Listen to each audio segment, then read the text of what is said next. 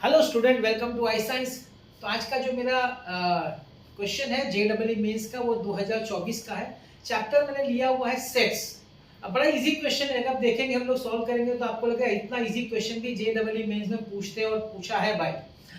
और स्टार्ट करने से पहले बता दूं कि सॉल्व करने के बाद मैं एक और चीज करता हूं। मेरा वीडियो एक्चुअली दो पार्ट होता है। एक पार्ट में मैं सम सॉल्व करता हूं पीवाईक्यू, और दूसरे पार्ट में कुछ गाइडेंस देता हूं आपको कि अगर आप वो कुछ फॉलो करें तो जिससे आपका एंट्रेंस में आपका परसेंटाइल बोलिए या मार्क्स बोलिए वो इंप्रूव हो सके। तो देखिए स्टार्ट करते हैं। आप देखिएगा बहुत ही इजी क्वेश्चन है 2024 का सेट्स का। बोला है let the set C, set का नाम सी दिया हुआ है, x, y, और इक्वेशन दिया है कि भाई x square minus 2 is equal to 2023। X और वाई नेचुरल नंबर होना चाहिए, और ये बोला है कि क्या होगा उसका समेशन, कितने ऐसे पॉसिबल एक्स और वाई हो सकते हैं, तो उनका समेशन अगर प्लस करेंगे तो कितना टोटल समेशन आएगा, ये क्वेश्चन है। तो देखिए उसमें कुछ खास कुछ है ही नहीं। एक स्टार्ट ऐसा करते हैं कि हम एक्स का स्क्वायर ढूंढते हैं जो इसके पास हो, इससे थोड़ा सा ज्यादा है, क्योंकि हमको बाद में माइनस भी करना है। जैसे कि फॉर एग्जांपल मैं आपको बोलूं, आप सोचिए कैसे भाई 30 का स्क्वायर कितना होता है सर, 900। 40 का स्क्वायर कितना होता है 1600, है ना। 50 का स्क्वायर कितना होता है 2500। अब आप देखेंगे कि आपका जो नंबर है ये 1600 और 2500 के बीच में है और ऑलमोस्ट सेंटर में ही है। तो हम लोग इसके बीच का स्क्वायर ले लेंगे, वो हो जाएगा आपका 45 का स्क्वायर। चलिए देखते हैं 45 का स्क्वायर कितना होगा। 5 5 are 25, 4 5 are 20, वेरी क्लोज, बहुत ही क्लोज है।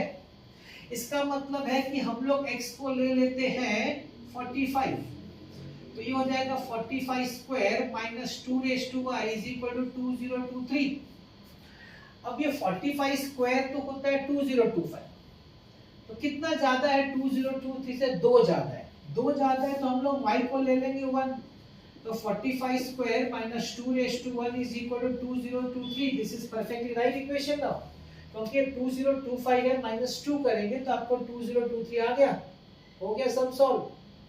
क्या था, कुछ नहीं था। x का वैल्यू 45, y का वैल्यू 1, और कोई पॉसिबल वैल्यूज है ही नहीं, और कोई पॉसिबल वैल्यू नहीं, इतना दो ही वैल्यू पॉसिबल है, x और y के, मतलब x की एक वैल्यू y के एक वैल्यू। तो अगर हम लोग प्लस करने जाएंगे तो 45 प्लस 1 का आंसर इज 46। ये आपका न्यूमेरिकल टाइप सम है जहां पे आपको ऑप्शन नहीं दिया रहेगा। तो यहाँ पे आप आंसर क्या टाइप करेंगे, आप आंसर टाइप करेंगे 46। भाई हो गया क्वेश्चन, बस यही था। आई डोंट नो, इतने इजी क्वेश्चंस पूछते हैं कि बच्चे लोग फिर भी डर लगता है। मैं नहीं बोलता हूँ कि सब इजी होगा, लेकिन मेजॉरिटी इजी रहता है, मेजॉरिटी इजी रहता है। आप अगर मेरे प्लेलिस्ट पे देखें आपको पता चला कितने सारे सम्स हैं जो आपको बहुत इजी क्वेश्चन जेईई मेंस में पूछते हैं। चलिए मैं आता हूँ अपने सेकंड पार्ट पे, जहाँ पे मैं आपको कुछ गाइडेंस देता हूँ, जो मेरा एक्सपीरियंस उसके बेस पे गाइडेंस देता हूँ, और अगर आप फॉलो करें तो मुझे ऐसा लगता है कि आपका अच्छा इंप्रूवमेंट, आपका अच्छा परसेंटाइल या मार्क्स आ सकता है आपके एंट्रेंस में। देखिए मेरा मानना है कि जो हम लोग एंट्रेंस एग्जाम के लिए प्रिपरेशन करते हैं ना, वो एक 5 डे का टेस्ट मैच है, न कि 5 घंटे का T20। ये सबसे पहला आप मतलब क्या बोलना चाहता हूँ, मतलब ये मैं बोलना चाहता हूँ कि ये बहुत ही लंबा प्रोसेस है, इसमें टाइम लगता है, इसमें पेशेंस चाहिए, डेडिकेशन चाहिए, सिंसियरिटी चाहिए, लंबा चलेगा ये काम। कोई बोलेगा 10 दिन 15 दिन महीना 2 महीने में हो जाएगा, तो नहीं होगा भाई। होगा मतलब परसेंटाइल फिर अच्छा नहीं आएगा। इस प्रोसेस में मेरा मानना है कि 4 स्टेप्स अगर आप फॉलो करें तो आपका काम बहुत आसान हो जाता है, और आपका आप खुद भी कर सकते हैं। आप ज्यादा किसी पर डिपेंडेंट रहने की जरूरत नहीं है। 4 स्टेप में पहला स्टेप है फॉर्मूला बुक। हर बार मैं वीडियो बोलता हूँ खुद का फॉर्मूला बुक बनाइए, खुद के हाथों से लिखा हुआ। मार्केट में मिलता है, क्लासेस वाले देते, फिर भी आप लिखिए। जैसे जैसे आपको क्लासेस में पढ़ाया जाए आप अपना फॉर्मूला बुक बनाइए, बहुत अच्छी तरह डेडिकेटेडली बनाइए, डिटेल में लिखिए। ऐसा शॉर्टकट मत कि शॉर्ट में लिख दिया, नहीं, क्योंकि आपको बाद में जब साल के बाद देखने जाएंगे तो आपको समझ में आना चाहिए आपने क्या लिखा है, तो डिटेल में लिखने का, और उसको रोज रीड करने का, सोने से पहले, ट्रैवलिंग के टाइम, जब भी फ्री हो सिर्फ रीड करिए। लर्न वन मत के सिर्फ रीड करिए, और फिर देखिए इसका फायदा आपका। मैं आपको बोलता हूँ एग्जाम के एक दिन पहले भी आपसे वही पढ़ना है आपको, फॉर्मूला बुक। आपका 50% मार्क्स फिक्स हो गया अगर आपका फॉर्मूला बुक आपका रेडी हो गया और आपने उसको रोज रीड किया, तो याद रखिएगा 50% आपका मार्क्स कंफर्म हो गया सिर्फ फॉर्मूला बुक से। दूसरा जो काम करना आपको चाहिए वो है आपका दो अच्छा सा पीवाईक्यूज का, सॉरी नॉट पीवाईक्यूज, एमसीक्यू का रेफरेंस कोई दो अच्छा बुक लीजिए और प्रैक्टिस करिए। जैसे जैसे क्लास में कराया जाए टॉपिक खुद प्रैक्टिस करिए। टीचर के लिए वेट मत करिए कि टीचर आपको एमसीक्यू कराएगा।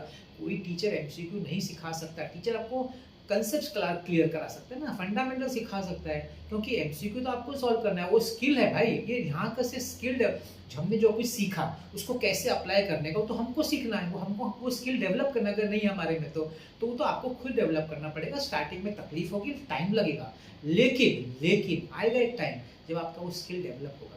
स्टार्टिंग में जब तकलीफ हो, डाउट्स हो, तो टीचर से पूछने का, समझने की कोशिश करने का, एनालाइज करने का अपने आप को, मुझे क्यों नहीं समझा, क्या ऐसा चीज़ है जो मेरे से मिस हो गया समझ सॉल्व करते समय। ऐसे करते रहेंगे ना, तो जैसे मैंने कहा 5 डे का टेस्ट में जब पेशेंस रखिएगा, टाइम रखिएगा, एक दिन आएगा जब आपका ये अनलॉक हो जाएगा, आपका क्लैरिटी इतना अच्छा हो जाएगा, आपका स्किल इतना स्ट्रांग हो जाएगा कि आप देख के सम सॉल्व करेंगे। टाइम आए वो भी आता है, मगर टाइम लगेगा।